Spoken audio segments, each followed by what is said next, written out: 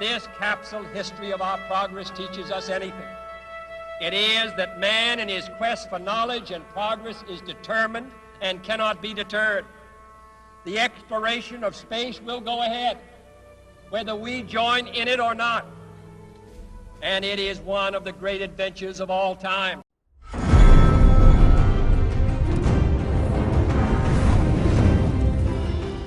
It's only a question of when. Someday humans will leave the cradle of the Earth and travel to Mars. Not just to leave flags and footprints, but to stay. Those intrepid people will be the first Martian colonists, and like pilgrims on the Mayflower, will leave their homes with no intention of ever returning. They'll risk everything to create a new world, a new future, and new hope for humanity. I believe that the people who will begin this great adventure are alive today. Some of them are from Purdue.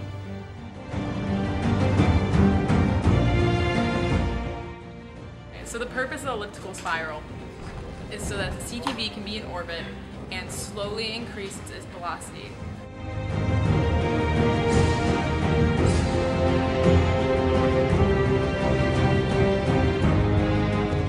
The purpose of doing this is that we'll be able to save propellant. By saving propellant, you save mass, and mass saves money. And then the astronauts, so the crew, can be on Earth and still training for about 2 years, and then they can launch and meet up with the spacecraft later, rendezvous, and then they'll have the impulse kick to Mars.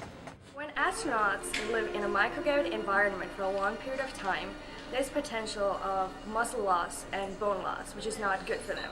And our astronauts are going to be in the spacecraft for over 6 months. Therefore, we create artificial gravity to simulate like the environment on Earth. To create artificial gravity, we're going to spin up our spacecraft. And this is kind of like, say, think about an ice skater skating, extending his arms and starts spinning.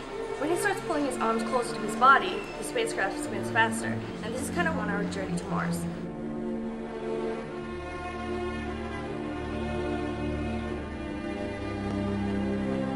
The challenges of landing on Mars are that the atmosphere is very thin, so there's not enough of it there to slow you down effectively with just a capsule for our amount of mass. But there's enough of it there to cause heating problems. Balloon is a device that we use to slow ourselves down when the spacecraft enters the atmosphere. A balloon is part balloon, part parachute, and that's where the name balloon comes from. And how it works is it creates a large surface area when we're entering the atmosphere that increases the amount of drag we feel and slows us down more when we enter the atmosphere. Crew A's main job is to set up everything for crews 1 through 7.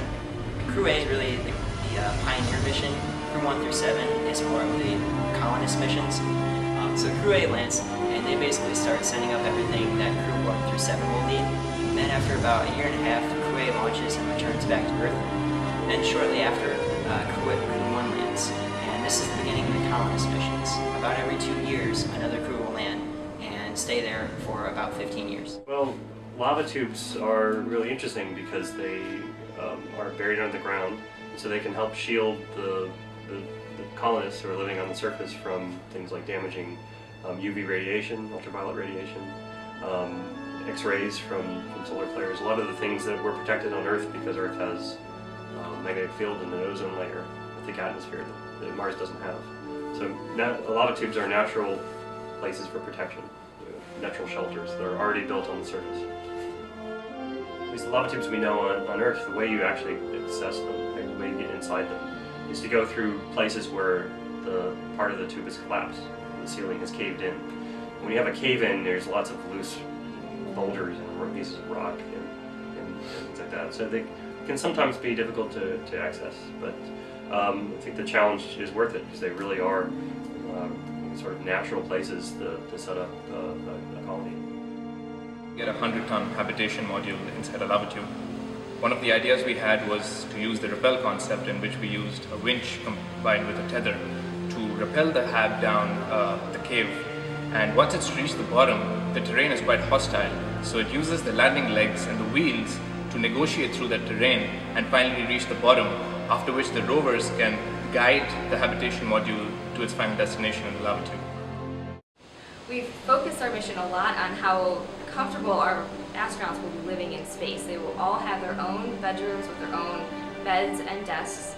They'll have a kitchen, they'll have a workout room, they'll have a medical cabinet, and they'll even have a hydroponic space, so they'll have some plants that they'll take care of in the habitat as well as outside the habitat in a greenhouse.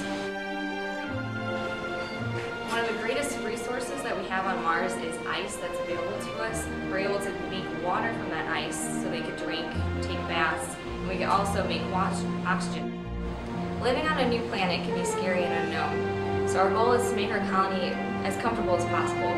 I imagine them able to cook dinner in an oven, read a book in bed, garden their own food, and even take the rovers out for a spin. All the daily activities they used to do on Earth, they can now do on Mars. And now they will realize that Mars is their new home.